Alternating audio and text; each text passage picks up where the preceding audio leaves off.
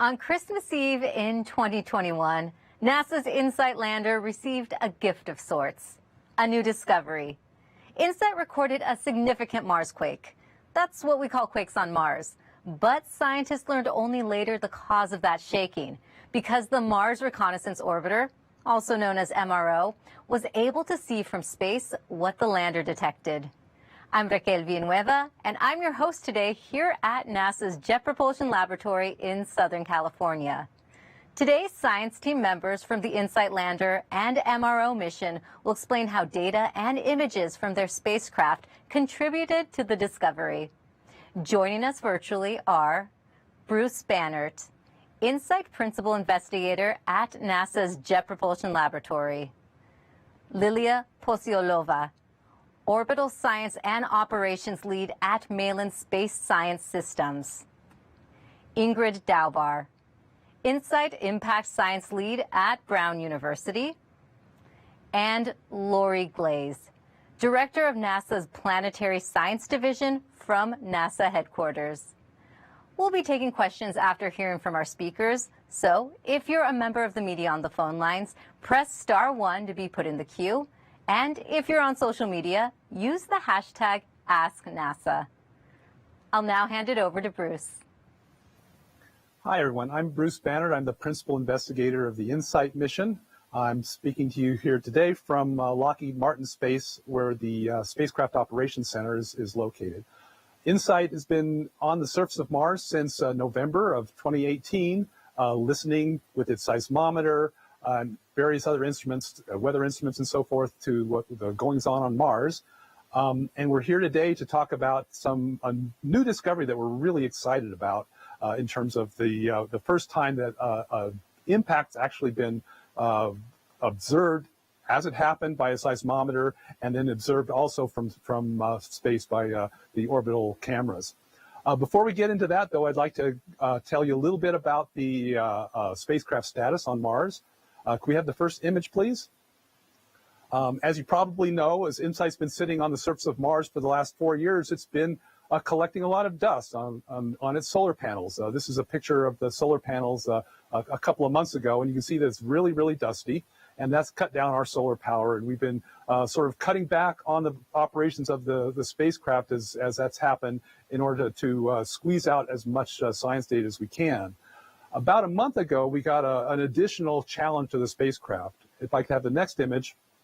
This is a global mosaic of Mars. It was taken over the course of a day, and it shows a large dust storm in the southern hemisphere that started kicking up about a month ago. If you go to the next image, we can see the dust storm shown in the orange, so you can see where it is. Fortunately, that dust storm did not move over InSight itself. InSight is over on the right side of this image, one of those spots on the right side of the image. And so that was really fortunate, because if it had passed over the spacecraft, it would have darkened the solar panels, and we probably would have lost the spacecraft. But unfortunately, since this is such a large dust storm, it's actually put a lot of dust up into the atmosphere, and it has cut down the amount of sunlight reaching the solar panels by quite a bit. We went from about 400 watt hours per sol, which is the units that we measure the spacecraft power in, down to less than 300. We had to shut off the seismometer for a few weeks. We are now operating the seismometer again, only 1 day out of 4 at this point, to conserve our power. But even in that, at that relatively small amount of use, the batteries are still slowly being depleted. And so what we believe is, in the next short amount of time, perhaps somewhere between 4 and 8 weeks, as best we can predict, we expect the lander to not have enough power to operate any longer, and we'll lose contact with the spacecraft. So that's a sad thing to contemplate, but InSight has been working marvelously for the last 4 years. We've gone well beyond the intended lifetime of the mission, which was 2 years. We've been collecting data, and even now, as we're winding down, we're still getting these amazing new results. If I can have the next animation, this is an image showing that the relative locations of the InSight lander over on the left-hand side of the image, and this impact that caused a crater that we were able to pick up with our seismometer and that was later imaged with the Mars Reconnaissance Orbiter. I can show you the seismic data, and actually you can hear the seismic data. What we've done here is we've speeded up the vibrations that we measured with the seismometer up into the range that we can actually hear with the human ear. So we've sped it up about 100 times. If you were actually on Mars, you would feel the shaking, but you wouldn't be able to hear it. But this way, we can actually, transmit it over the internet, and you can experience it. This is about 45 minutes of seismic data, and you'll be able to hear it in a little less than half a minute. So if we can go ahead and roll that animation now, you can listen closely to the sounds of Mars.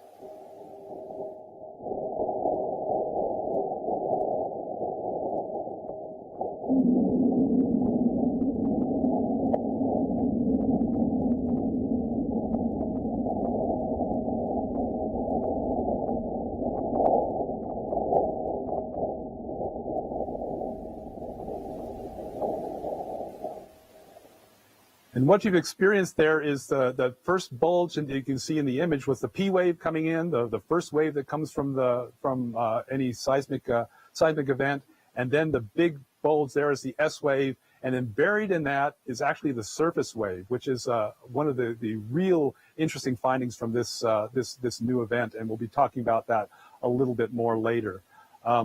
So with that, I'd like to hand it over to Lilia Posilova to talk about how this really interesting discovery was made. Hello, everybody. My name is Lilia Posilova, and I work at Malin Space Science Systems. We design, build, and operate cameras on spacecraft. May I have my first image, please? I oversee operations of CTX, Context, and MARSI, Mars Color Imager, on board of MRO, Mars Reconnaissance Orbiter spacecraft. In December of last year, a meteoroid struck Mars and created the largest fresh impact crater we have observed in 16 years of MRO mission. May I have my next image, please? When we first saw this image, we were extremely excited. This was nothing like we've seen before. It took entire view of the CTX image. It's a 30 kilometers width, and even we needed to take 2 more images on the sides to capture the entire perturbance area. We do see regularly small craters with in our CTX field of view. And how do we do it?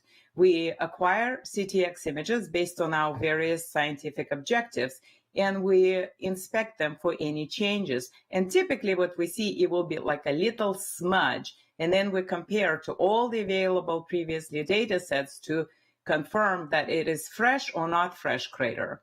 And typically they are on the size of up to 20 feet, small craters, and time constraint we can do few years, maybe occasionally down to 1 year. The perturbance that this impactor created was so large, then we thought maybe we could see it in our other camera view. It's our, may I have my next image, please? It's our lower resolution weather camera, but it takes daily global images of Mars. On the right, you see a feature that created by this impactor. And to see that strong of a signal in that camera view, it's huge, very rare. We were able to time constrain this impact down to about a day, slightly over 24 hours. And then I recall that InSight reported back in December that they recorded this large seismic event on Christmas Eve.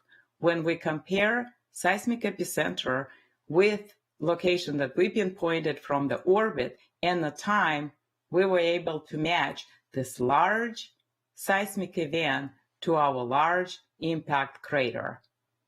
This is by far the largest jointly observed crater recorded seismically and observed from the image, from the orbit.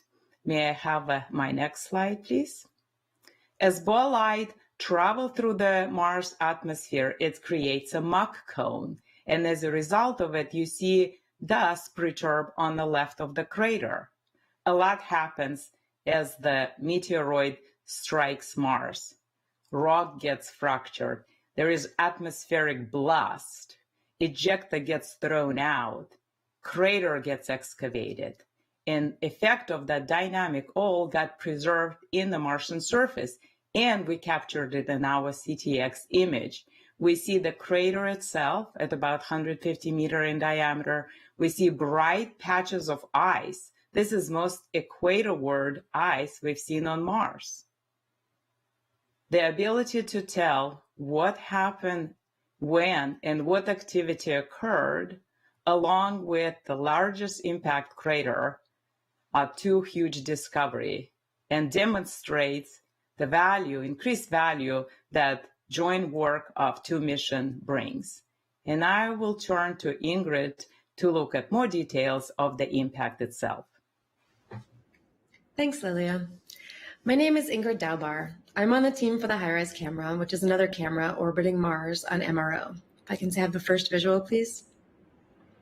HiRISE is a high-resolution color stereo camera that lets us see things as small as a desk on Mars. I also help lead the Impacts Working Group on the InSight mission. HiRISE and CTX have been showing us new craters, as Lilia said, forming on Mars for a while now. So we were hopeful we could detect some of these with the InSight mission. We want to study impacts with InSight because they can tell us not just about the craters themselves and the cratering process, but also about the interior and the atmosphere of Mars. Sources with a known location and size can help calibrate all of the other data we've gotten from InSight, all those quakes where we don't know the exact epicenter.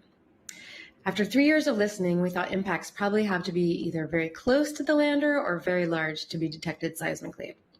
We recently found 4 small impacts close to InSight, but we never thought we'd see anything this big. So we were super excited to hear about this discovery by Lilia and her team and have the chance to study it in more detail with HiRISE. Could I have the next image, please? From this HiRISE image, it was immediately clear that this is the biggest new crater we'd ever seen. It's about 500 feet wide, about 2 city blocks across. And even though meteoroids are hitting the planet all the time, this crater is more than 10 times larger than the typical new craters we see forming on Mars. We thought a crater this size might form somewhere on the planet once every few decades, maybe once a generation. So it was very exciting to be able to witness this event. And to be lucky enough it happened while InSight was recording seismic data. That was a real scientific gift. For comparison, the Mars quake this crater caused was a magnitude 4 quake, which on Earth is big enough to be felt, but not big enough to cause a ton of damage. About 1,000 or so quakes of this size happen on the Earth every year, but Mars is less tectonically active than the Earth. So for Mars, this was a pretty big one. Can I have the video, please? Most exciting of all, we saw clearly in the high-resolution images that a whole lot of water ice had been exposed by this impact. You can see in this flyover video of the 3D data, boulder-sized chunks of ice in the crater's ejecta, as well as splotches of ice thrown across the landscape outside the crater. This was surprising because this is the warmest spot on Mars, the closest to the equator we've ever seen water ice. So scientists are going to be able to use this to constrain the past climate conditions on Mars, when and how this ice was deposited, buried, and preserved up until now. This is a huge opportunity to study a really large impact event from both the orbit and the ground, a reminder of how privileged we are to have multiple missions studying Mars at the same time. It's been really exciting and fruitful to be part of these 2 projects working together. And now I'll hand it over to Lori Glaze. Thank you so much, Ingrid. So InSight, what an amazingly successful mission where we've learned so much about Mars's crust, the interior, and more. As you heard from Bruce, sadly, we're likely nearing the end of the InSight mission, but what an awesome capstone science result to end on. I mean, literally going out with a bang. The observation of the December 24 impact by the InSight seismometer, as well as the orbital imaging, is really exciting, not just for gathering important new information that will refine our understanding of the crustal structure, but for other really important science as well. As you heard, it's the largest impact crater seen on Mars since we've been observing and watching. Asteroids are found throughout the solar system, and they play a really important role in planetary surface processes. So these observations are going to help contribute to that knowledge. To give a little context on this particular asteroid, the expected size range of the object that created the crater was likely between about 5 and 12 meters across. And, asteroids of that size actually enter Earth's atmosphere on the order of about once a year. We see those pretty regularly. But because Earth has a thicker atmosphere, asteroids of this size burn up and are generally pretty harmless. If I could have the first graphic, please. I just want to speak for a moment about the importance of the discovery of ice, just below the surface. This is really an exciting result. We know, of course, that there's water ice near the poles on Mars, but in planning for future human exploration of Mars, we'd want to land the astronauts as near to the equator as possible, and having access to ice at these lower latitudes, that ice could be converted into water, oxygen, or hydrogen. That could be really useful. If I could have the second graphic, please. So let's just go back to where Bruce started. You've heard that the power production on InSight has been dropping, that the mission will likely end sometime in the coming 4 to 8 weeks, in the next couple of months. This mission has been a really big success in the 4 years it's been operating. I want to take a moment to acknowledge this incredible team that has met many challenges along the way. They've met the challenges of the soil of Mars not cooperating and the challenges of trying to deploy the mole with the heat probe, challenges of waiting for those quakes, those first quakes, and waiting for the data to really start delivering what we were looking for. And of course, the dust accumulation and the valiant attempts by the team to extend the lifetime of the mission by cleaning some of that dust off the solar arrays. I've known Bruce and several of the science team members for many, many years, and I know how much emotional energy goes into those years of planning and execution of a mission like InSight. And I know it's going to be hard for the team and for all of us to say goodbye, but I just want to say I couldn't be prouder of all this team has accomplished. I want to close by saying thank you to Bruce and the entire team for all they've done to advance our understanding of Mars. And with that, we'll go back to Raquel. Great. Thank you so much, Lori. Now we'll move it on to Q&A. So if you're a member of the media on the phone lines, you can press *1 to get put in the queue. And for social media, you can use the hashtag #AskNASA. And we do have some social media questions coming in. First off, Mrs. Whiskers1 on Twitter asks, has there been anything that surprised you? And Bruce, I think she is talking about InSight in general. Well, there's been a lot of things that surprised us, actually. It would have been a pretty boring mission if we didn't get surprised. We were surprised at first by how quiet Mars seemed to be in terms of seismic activity. It was 3 months before we actually even saw an earthquake, and that was... My fingernails were getting pretty short by the end of those 3 months because we were really depending on getting Mars quakes. Once we started getting Mars quakes, we realized that what we'd done is we'd landed in the windy part of the year, and so all the Mars quakes were getting covered up by the wind, and so that was a big relief. The next big surprise was the issues with the mole. We were surprised by the properties of the Martian soil. It was unlike the properties of the soil that we had seen previously at the Viking landing sites, at Spirit and Opportunity and Curiosity. InSight landed in a spot where the soil was a little bit different than what we expected, and that made it impossible for our mole to penetrate. So that was an unpleasant surprise, but scientifically it was actually very interesting because that showed that Mars was a lot more varied than we had thought before.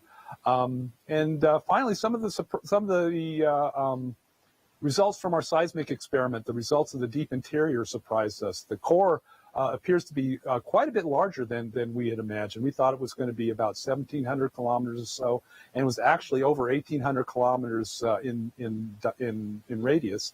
And that has some really important implications for the evolution of the planet Mars itself. And so that's a big surprise, one that we haven't actually been able to incorporate into our theories yet. And so this impact was sort of the latest in a long series of surprises that we've had over the mission. Thanks. You summed it up well. Mars is full of surprises. Thank you, Bruce. Now, we do have a caller on the line, and if you could please direct your question to one of the speakers. We have Megan Bartels from space.com. Hi there. Can you hear me okay? Yes, we can. Perfect. Thanks for taking my question. I was hoping, Bruce, if you could go into a little more detail about the significance of detecting surface waves for the first time, and then sort of how to use that information to better understand the crust. Yeah, I would love to do that. I mean, this is surface waves were something that we had anticipated using in our data analysis from the very beginning of our planning. We thought we were going to use surface waves to locate quakes, use the surface waves to probe the structure of the crust, the upper few tens of kilometers of the planet. But for the first 3 years of the mission, we saw no surface waves. And we believe that that's because the Mars quakes are a little bit deeper than we anticipated. And so the surface waves aren't really developed large enough to be able to detect with our seismometer. So now that we do have surface waves, it's already telling us a lot of really interesting stuff about Mars. The nice thing about surface waves is they tell you about the crust, not just where the lander is sitting, but they look at the crust as they're moving across the planet. So the whole path between the event, in this case, the impact, and InSight is sampled by these surface waves as they move across the planet. And so we have an idea of what the crust is over this fairly long path. It's about 3,500 kilometers for one of these events, and almost 7,500 kilometers for the other one. And we find that the crust is different. Again, the InSight landing site is a little bit unusual, or at least different than the pathway that these surface waves took. And so we found that the crust under InSight has a layer about 10 kilometers deep that is a little bit lower velocity, lower density than what's indicated by the surface waves. So surface waves are telling us about the crust, not just at our one point, but over a wide area on Mars. The other thing that is great about the surface waves is that they help us to refine our location, refine our seismically determined location. And we find that by incorporating that with the body waves, the P and the S waves, that helps us again to zero in on the location in which the impact is found. Thank you for your answer, Bruce. Now, remember, if you're a member of the media on the phone lines, you can press *1 to get put in the queue. And social media, use the hashtag AskNASA. And we do have some more social media questions coming in. We have Andrew on Facebook who asks, how often do you discover a new impact crater? Lilia, Ingrid, would you like to both take that? Sure, I can take that. So CTX has been looking for these ever since MRO went into orbit about 16 years ago. And Lily can tell you more about the CTX process to find them. But since then, we found about 1,200 new impacts. Sometimes there's a couple craters there, sometimes there's just one. But again, they're much, much smaller than this one. Yeah, thank you for the question. So, yeah, indeed, we relatively regularly do find them, but again, they are much, much smaller, and they, on our CTX field of view, they look like a little smudges. So when we compare to all the previous data sets, we're looking for that change. And sometimes we see what maybe looks like a fresh crater, but then if we look at all the previous data sets and we find that, say, previous image was taken 3 years ago, oh, it's still there, and then 5 years ago. And if that's all the previous images we have, we can't call them a fresh crater. But yeah, we find many fresh craters, and as Ingrid mentioned. Great, thank you. And we have another caller on the line, Mark Carreau from Aviation Week and Space Technology. Thank you, and I apologize if you already answered this, but what was the distance, or what is the distance between InSight and the impact crater? That's about, thanks for your question. It's about 3,500 kilometers between the where InSight is located and the location of this crater. Okay, thank you, Mark. And also on the line, we have Ken Kramer from Space Up Close. Hi, thank you for doing this. Very exciting results, and thanks for taking my question. I want to ask you about the ice that you found. I'd like to know, how surprising was it to find ice at that particular location? How long did it remain on the surface? Because I know ice melts, evaporates pretty rapidly there. And I'm wondering, you have radar instruments there too. What did the radar instruments tell you about subsurface ice in that location? Thanks. Bye. I can take that. This was a big surprise because this is the closest to the equator that we've seen ice exposed in an impact. However, there have been a number of all these other impacts that we found, much smaller and closer to the poles, that have also exposed water ice. Before this, I think the closest one was a few degrees north of this, so it wasn't totally out of range of what might be expected, but it was still very surprising. Of course, this crater is so much bigger than all the other ones we've seen, and it excavated so much deeper that we're getting down deeper in the shallow subsurface. And then your other question was about, how long the ice lasts. Yeah, so we do see evidence of sublimation of ice that's been exposed in this way when we use HiRISE to take images over and over again to monitor the sites. And we can actually see the ice disappearing in most cases. And it doesn't last long. It's not actually stable at the surface at these locations. This one, again, it's fairly new, but we have seen some evidence of that happening, but I don't think it's really been studied in detail yet. Anything about the radar results from that area about ice? Not to my knowledge.